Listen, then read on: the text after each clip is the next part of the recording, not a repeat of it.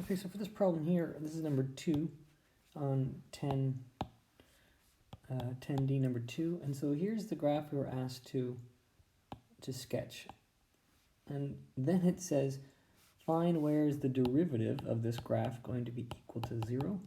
Well, the derivative of 0 at these minimums and maximum points, at these points here. And so this coordinate here is a max, and this coordinate here is a min.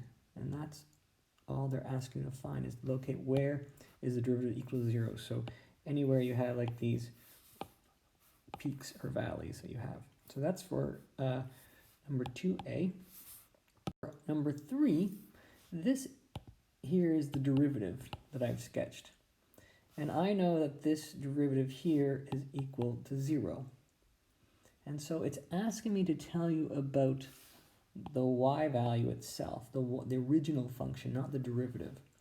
And I know if I have, here is 2, and I know the derivative to the left of 2 has negative values. So these are all negative values, and these are all positive values. To the right is positive. And so the actual derivative, and the actual function at 2, where the derivative is negative, it means it is decreasing.